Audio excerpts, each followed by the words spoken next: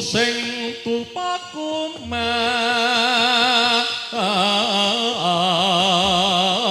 alun kalun pawur meko ler mimpo batara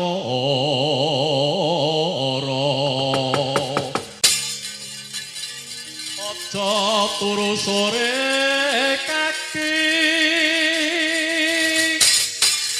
ana dewa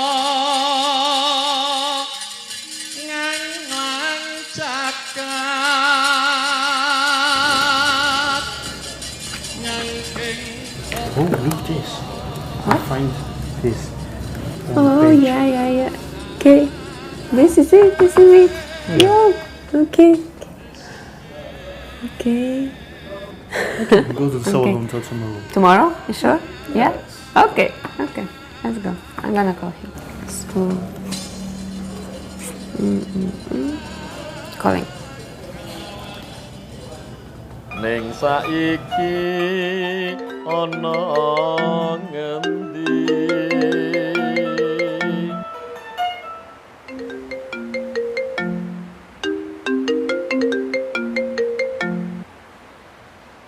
ya, halo. Ya, saya sendiri. Besok kita ketemuan di Salunto saja ya, langsung ya. Oke. Oke. Terima kasih.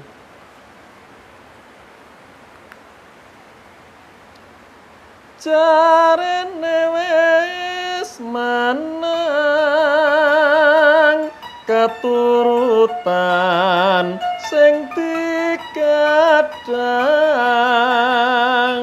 biyen nate janji ning saiki apa lali. Ada beberapa catatan tentang sejarah wayang di Nusantara, terutama kalau kita mengacu pada wayang kulit Purwo yang hingga sekarang masih eksis. Berkisar tahun 109 itu masa kerajaan Airlangga. Kemudian disusul ini yang sudah mengalami perkembangan sejak zaman kerajaan Kediri. Ini pada Prabu Sri Jayabaya itu sekitar 939 Masehi, dilanjutkan pada zaman kerajaan Jenggala itu tahun 1223 Masehi. Kemudian semakin berkembang dan ketika pada zaman Majapahit maupun di kerajaan Demak, kalau kerajaan Demak yang menyebarkan wayang sekaligus sebagai media dakwah itu para Wali Songo. Sekitar 1450 Masehi itu yang sangat terkenal dan legendaris, yaitu pernah dipakai oleh para Wali Songo sebagai dakwah agama Islam di tanah Jawa, yaitu Sunan Kalijogo. Beliau menggunakan media dakwah dengan wayang ini dan juga beberapa alat yang lain seperti gamelan dan juga dengan unsurnya yaitu tembang. Yen mendung tak silih caping gunung sokor bisa nyawa. Dan dalang sendiri mempunyai pengertian dari bahasa Arabnya juga dalah, artinya menunjukkan. Bahasa yang lain, wayang juga dapat diartikan sebagai mawayang. Mawayang itu yangnya juga berasal dari pengertian sang pencipta. Kemudian kalau ada istilah lain, wayang dapat diartikan bayangan. Juga ada yang mengartikan wayang itu istilah Jarwodoso atau Kritoboso yang artinya wajib sembahyang. Nggih, matur sembah nuwun. Dadosaken asrep raos sing manah dene Bapa kersa paring bawa pucung Memang di dalam wayang itu banyak pesan-pesan moral di dalamnya yang itu bisa mencakup segala hal, segala aspek kehidupan kita, terutama masalah edukasi juga. Di sana juga banyak hal yang menjadi pesan moral, pesan pendidikan buat anak-anak kita, generasi penerus kita. Bagaimana sesungguhnya bahwa wayang kenapa eksis sampai sekarang, karena di dalam wayang itu sendiri bisa diolah sedemikian rupa, tidak hanya sekedar menyampaikan cerita, tapi di balik cerita, di dalam karya sastranya, di dalam dialognya, tentu ini menyangkut hal-hal yang prinsip tentang kehidupan sehari-hari manusia, bisa saja seperti itu, yang notabene itu juga sebuah pendidikan karakter bagi siapapun juga, tidak hanya untuk generasi muda, bahkan untuk yang tua pun, yang artinya semua bisa disampaikan melalui wayang itu sendiri. Misalnya tentang pendidikan, bagaimana sih menjadi seorang murid yang baik, di sana ada di dalam pewayang, tentu ada dalam ceritanya, selalu dikaitkan dengan itu. Unsur-unsur wayang itu semuanya mengandung pesan moral yang bisa saja di sana ada masalah kesehatan juga bisa disampaikan melalui goro-goronya, melalui limbukannya, bisa saja seperti itu.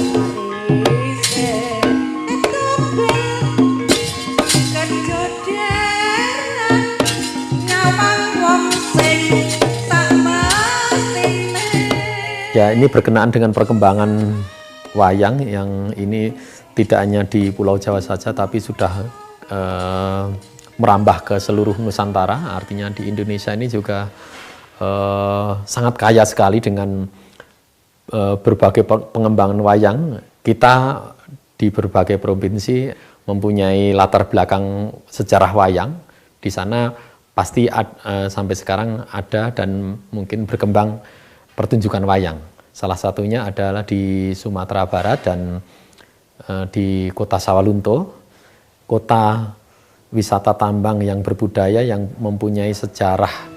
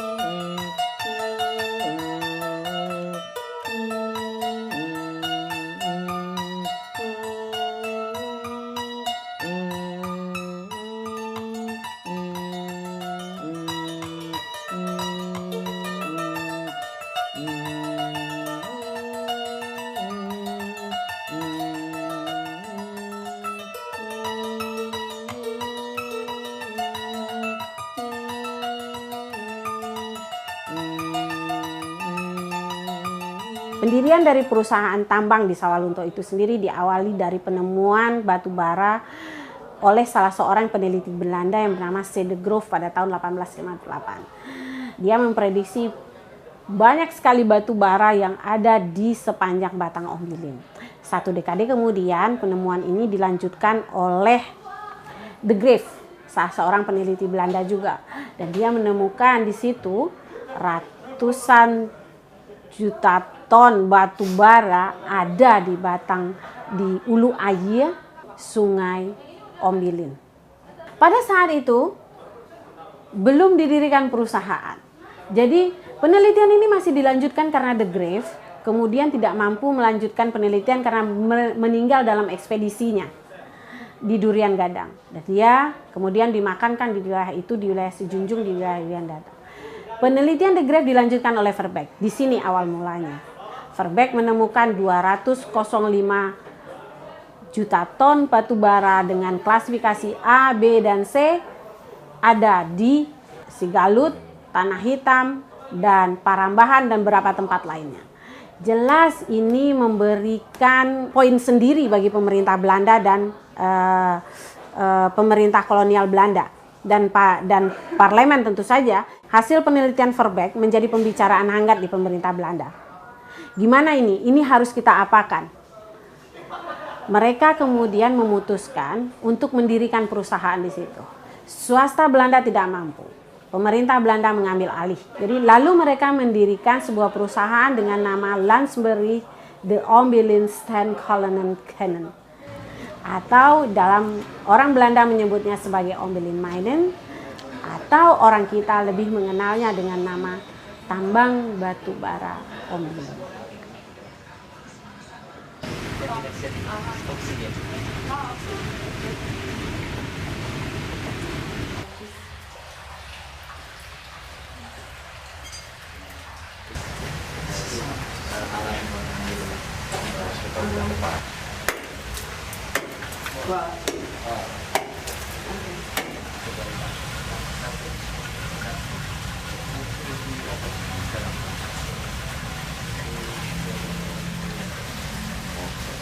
1891 itu adalah awal dibukanya tambang batu bara. Jadi awal berproduksinya tambang batu bara.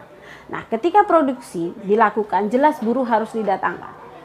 Buruh pada tahap awal itu datang ke Sawalunto sebagai buruh kontrak, kemudian sebagai buruh pekerja lepas, dan bahkan kemudian menjadi buruh tenaga kerja paksa. Itu kan dibawa oleh Belanda mulai dari Sulawesi, dari Jawa sendiri, dari yang lainnya. Itu ditarik tahanan, dikerja paksakan di sini, dirantai, makanya terkenallah orang rantai ketika itu. Bahkan tahap awal buruh tambang itu juga berasal dari Cina. Jadi nggak hanya buruh lokal yang ada di situ. Dan kemudian buruh-buruh ini terus didatangkan, berkembang, membuat suatu kelompok tinggal di tangsi-tangsi atau kam-kam pekerja. Mereka hidup berkelompok dengan kebudayaan masing-masing. Dan itu dimulai pada awal abad ke-19 ketika produksi mulai dilakukan pada 1891. Nah, kita mulailah menjalani rentangan itu. Jadi ketika 1891 maka buruh datang. Jelas bukan pada saat itu kebudayaan mulai berkembang, pasti ada proses. Nah, mereka ini hidup dengan kebudayaan mereka masing-masing. Jadi mereka tumbuh dengan kebudayaan mereka dan kelompok-kelompok kebudayaan sendiri itu ada di sana. Nah, kelompok lokal juga tumbuh di situ dengan kebudayaan mereka sendiri. Dan itu tidak beresiko terhadap adat Minang. Ini yang menarik di Sawalunto sebenarnya. Kebudayaan Minangkabau tidak tumbuh, tidak muncul dengan menjadi kebudayaan superior di situ. Dan kebudayaan Jawa juga tidak muncul sebagai sebuah kebudayaan superior di situ. Mereka tumbuh dan berkembang sebagai sebuah multikultural yang menghidupi kelompok masyarakat di situ. Dan kebudayaan Jawa itu berkembang dengan pesat di Sawalunto. Dan kebudayaan Jawa itu yang menarik adalah dia tidak membunuh kebudayaan lokal. Artinya dia tidak dominan terhadap kebudayaan lokal, tapi saling menghidupi gitu. Jadi mereka beralkulturasi sehingga membentuk model kebudayaan sendiri. Terinspirasi dari situ. Alangkah baiknya kalau ini cerita ini saya ungkapkan juga dengan wayang yang itu juga bisa mewakili karakter. Saya mencoba untuk membuat wayang baru yang sampai sekarang kadang dikenal dengan wayang Sawalunto. Berisi tentang lakon atau ceritanya juga berkaitan dengan kota Sawalunto itu sendiri.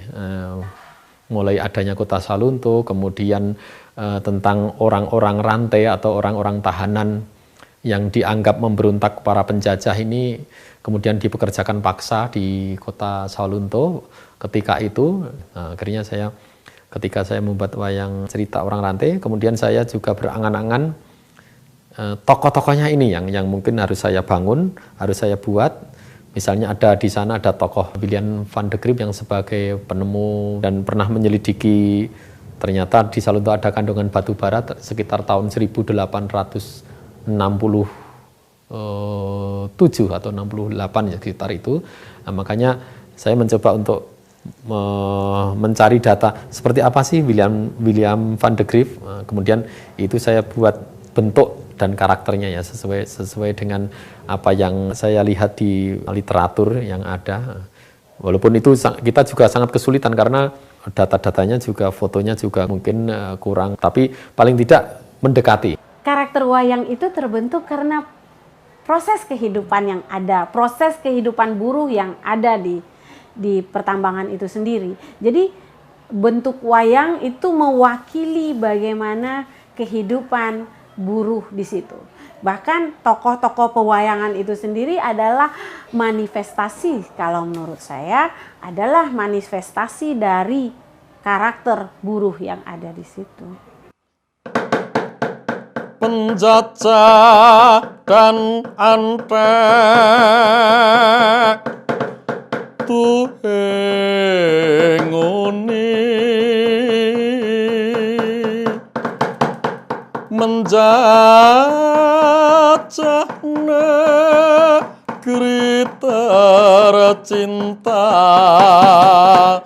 ini,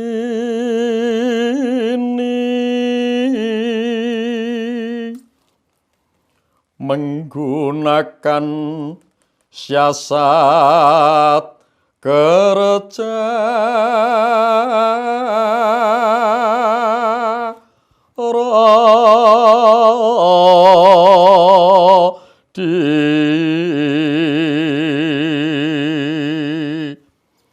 mengeruk tambang dan hasil bumi,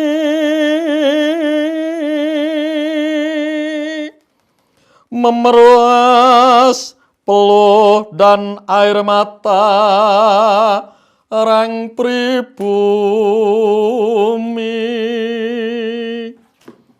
Perlakuan sangat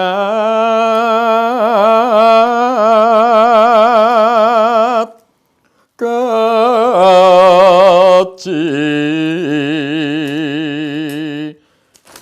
hilang rasa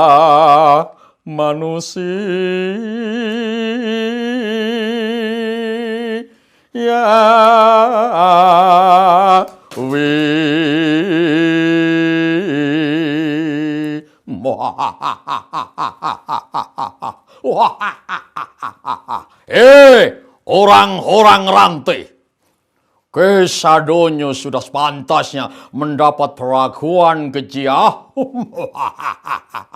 karena ke selalu membangkang perintah-perintah kami ya.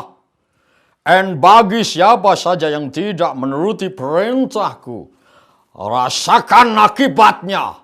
Saya pernah nonton wayang di Sawah Lunto. Ini yang menarik. Mereka memberikan karakter itu lebih menceritakan tentang kehidupan buruh yang ada di situ. Itu satu. Dan yang menarik lagi, wayang itu mereka tampilkan dengan bahasa yang mudah dimengerti oleh kelompok masyarakat di situ. Jadi nggak hanya dalam bahasa Jawa, mereka bahkan memadukannya dengan bahasa yang dimengerti oleh masyarakat yang ada di situ. Bahasa Tangsi, kalau di Salunto ada yang namanya bahasa Tangsi, itu campuran beberapa bahasa yang ada di Salunto. Ada mungkin bahasa Jawa yang gabung dengan bahasa Indonesia, dan kemudian ada mungkin Batak, Minangnya juga kadang masuk. Itulah yang akhirnya digunakan sebagai metode untuk pembelajaran maupun untuk bahkan untuk pertunjukan wayang kulitnya. Misalnya seperti ini, kamake lamo ndak ketok-ketok.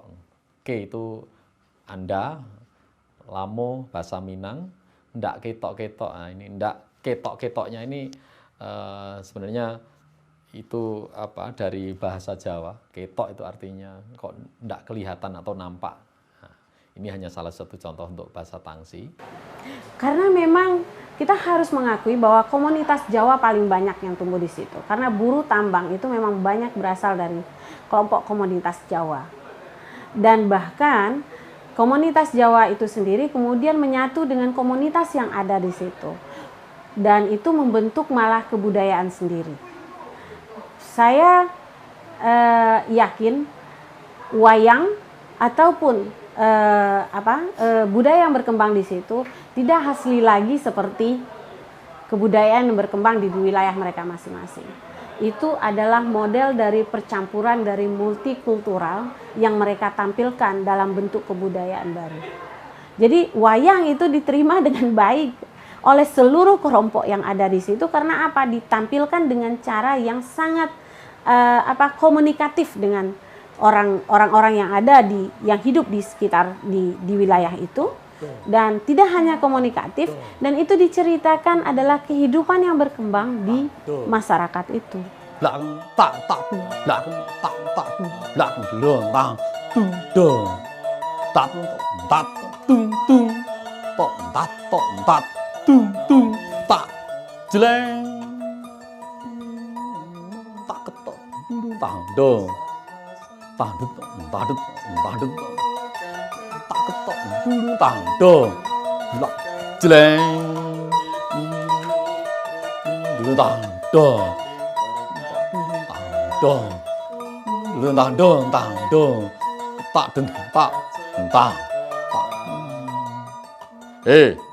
Saudara-saudaraku semua sebangsa setanah air, mari kita membuat siasat untuk keluar dari lubang ini.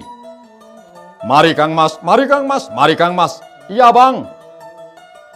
Tak kedung tak ketok, tang dong, tang dong, tang dong, tak ketok, jeleng, tang dong, tak ketok, tang dong, tang dong, tak ketok, tang dong, tak jeleng,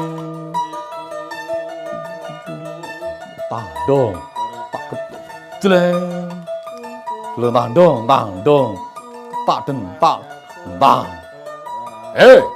Sura Sandika, rupanya kau telah membuat siasat untuk melawan kami ya.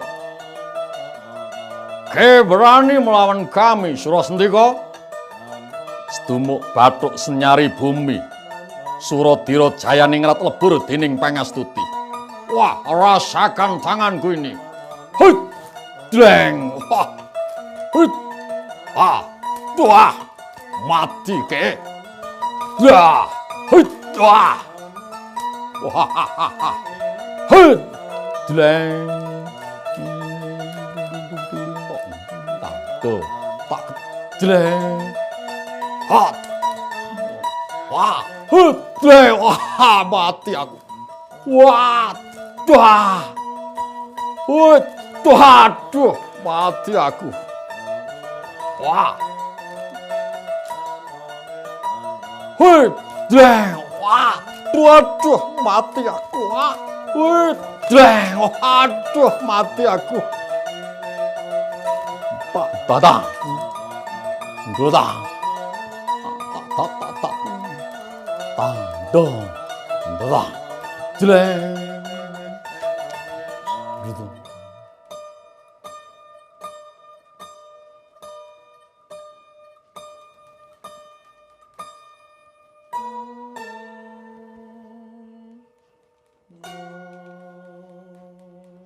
Ide di penciptaan wayang Salunto ini memang bersumber dari cerita orang rantai yang kemudian saya kemas dan yang tadi saya sampaikan dengan mencari literatur atau data-data yang sudah ada itu, kemudian saya buat bentuk wayangnya. Tentu ini saya juga membuat suatu cerita, yang cerita itu juga bersumber dari berbagai narasumber juga, sehingga mau tidak mau ini bentuk dan karakternya pun juga sangat berbeda, ya, sangat berbeda dengan wayang yang ada di Wayang Purwo. Itu hal yang wajar terjadi di Sawalunto, karena tidak hanya pada wayang yang nantinya akan berubah bentuk dan karakter, bahkan orang-orangnya sendiri melebur membentuk sebuah kebudayaan sendiri. Jadi ketika orang-orangnya melebur membentuk sebuah kebudayaan sendiri, tentu kebudayaan yang lain akan mengikutinya. Artinya kebudayaan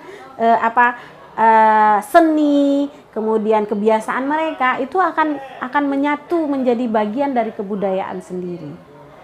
Jadi tidak mungkin wayang yang ada di Sawalunto akan sama dengan wayang di Jawa. Karena masyarakatnya sendiri sudah meleburkan diri menjadi sebuah kebudayaan sendiri di situ.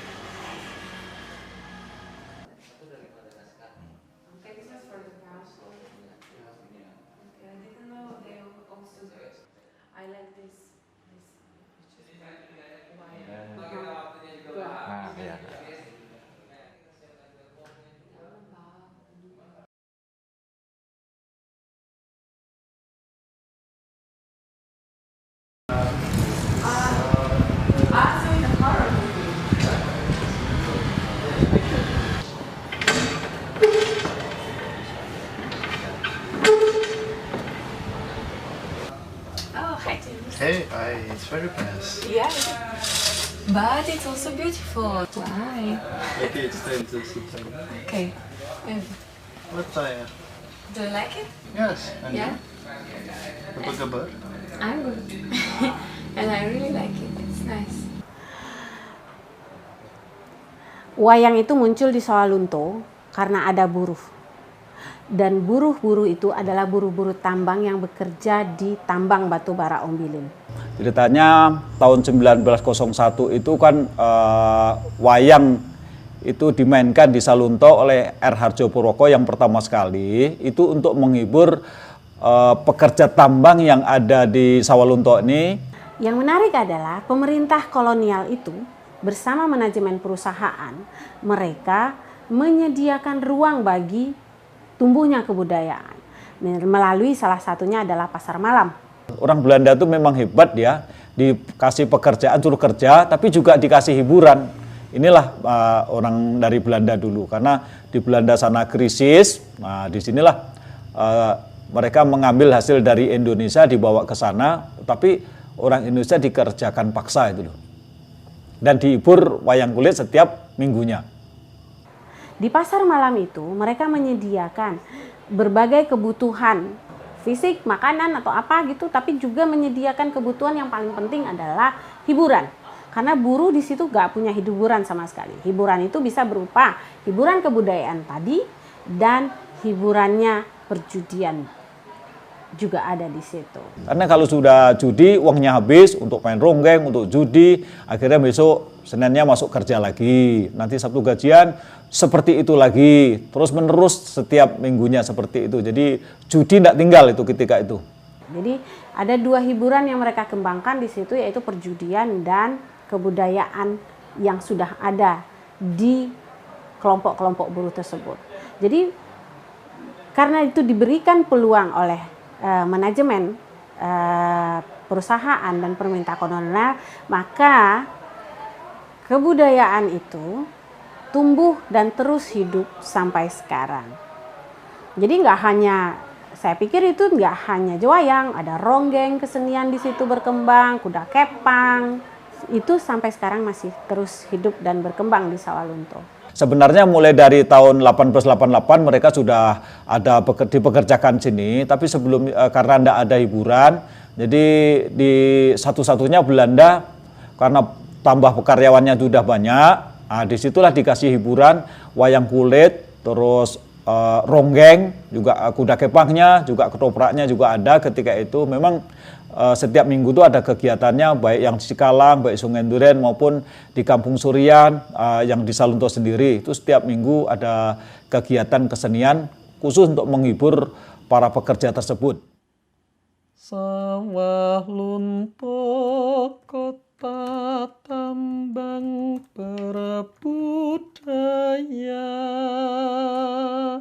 rukun damai sejahtera.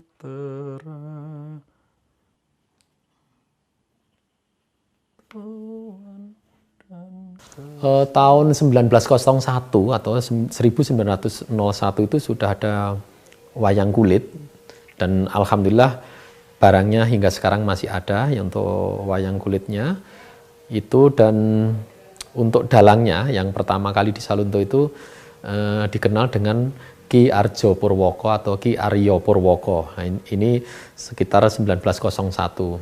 Kalau intinya wayang 1901 sama yang hampir sama, karena hampir sama, hanya wayangnya itu pahatannya masih kasar-kasar dan juga wayangnya masih tebel-tebel. Motifnya motif Belanda, karena saya katakan motif Belanda, setiap wayangnya itu punya bendera yang ada biru, putih, merah itu. Jadi itu bendera Belanda. Jadi motifnya masih banyak motif Belanda karena memang Belanda yang membawa kemari, juga motifnya umumnya seperti itu. Memang yang wayang lama itu masih mengacu pada bentuk wayang dan karakter wayang Purwo yang lama, dan itu pun tanda kutip masih secara baik tataan maupun sunggingan, pewarnaan maupun ini ya, tataan itu kan semacam ukiran ya, ukiran itu bentuk yang agal atau sangat sederhana. Mungkin kalau dibanding dengan perkembangan wayang yang sekarang sangat sederhana sekali, baik mungkin pewarnaannya, mungkin ukirannya atau tataannya itu sangat sederhana sekali.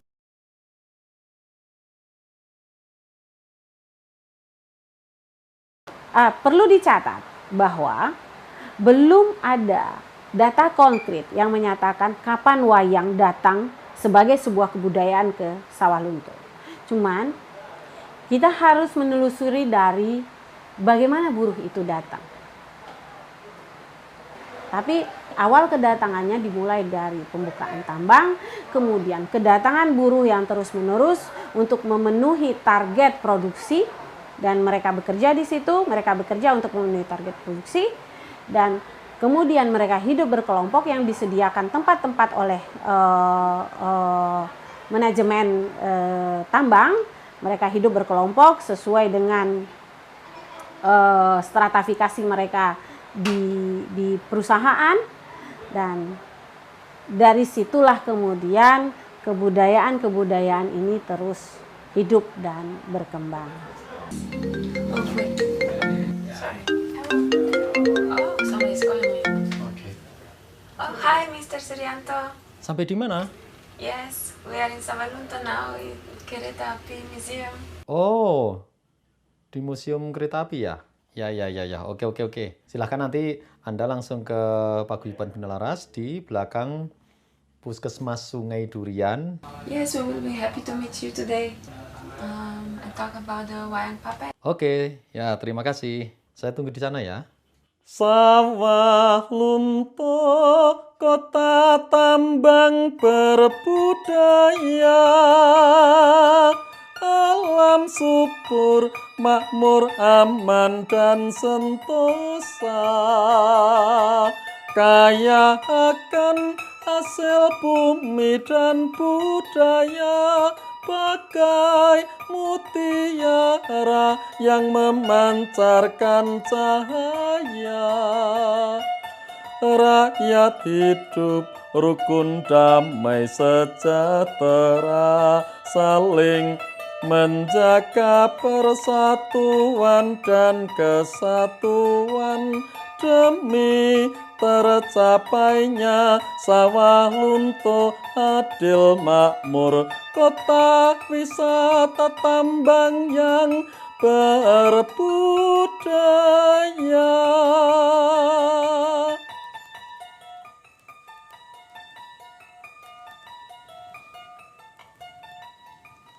Ini merupakan salah satu motif gunungan yang ada di kota Sawalunto, dan ini merupakan penggambaran kehidupan yang sangat kompleks dan universal. Gunungan Sawalunto ini merupakan penggambaran kehidupan yang ada di kota Sawalunto, yang juga ini sebenarnya realita yang ada di Sawalunto. Pada dasarnya di Sawalunto ada beberapa etnis yang hidup dan berkembang di sana hingga sekarang dan menjadi sebuah alkulturasi, percampuran antara beberapa etnis tersebut, antara lain ada beberapa etnis Jawa, Minang, ada juga yang Sunda, Batak, dan lain sebagainya. makna lain yang tersirat di sini, saya memberikan beberapa gambaran. Kalau yang Minangkabau otomatis include dengan simbol-simbol atau makna yang terkandung di dalamnya. Kalau yang selain itu, bahwa ini ada beberapa hal yang tersirat di dalamnya, bahwa ini semuanya gunungan ini mengacu juga dan mengadopsi gunungan yang banyak kita ketahui, yakni gunungan pada wayang kulit di Wayang Purwo, itu gunungan atau yang disebut Kayon. Di sana juga berisi tentang makna kehidupan dan keseimbangan hidup, ada kanan kiri, dan juga itu melambangkan bentuk gunungan yang dari atas kemudian semakin mengerucut ke atas, artinya ini sebagai simbol bahwa manusia tidak lepas dari Sang Pencipta atau Sang Kholik, Sang Tuhan yang Maha Kuasa, bahwa manusia hidup ini semuanya adalah menuju kepada yang satu atau menuju kepada Tuhan yang Maha Esa. Ini orang rantai ini penggambaran bahwasanya mereka ini adalah simbol-simbol orang yang telah berjuang untuk Nusantara ini, terutama di waktu zaman kolonial. Mereka juga ikut di dalam perjuangan untuk merebut kemerdekaan, tapi dengan cara mereka sendiri, artinya mereka karena sudah dianggap sebagai pemberontak oleh para kolonial, mereka akhirnya menjadi pekerja paksa dan dipaksa untuk bekerja siang malam tanpa henti dan juga penuh dengan penderitaan dan penyiksaan. Maka dalam hal ini saya ingin mengangkat orang rantai ini sebagai orang yang tanda kutip ini pahlawan kita yang perlu kita juga angkat, karena tanpa mereka mungkin kita juga belum mendapatkan kemerdekaan hingga sekarang, karena ini merupakan simbol-simbol perjuangan yang sangat keras untuk bangsa kita. Selain gunungan Sawalunto ini, di dalam penciptaan wayang Sawalunto ada beberapa tokoh yang dalam hal ini tokoh wayang yang menggunakan bentuk kostum yang terdiri dari beberapa etnis yang ada di kota Sawalunto. Nah, ini yang kemudian dijadikan ikon bahwa ternyata sebuah kebersamaan atau kerukunan itu bisa dibangun dengan tidak hanya dengan orasi atau ceramah, tapi juga kita melalui sebuah pertunjukan wayang.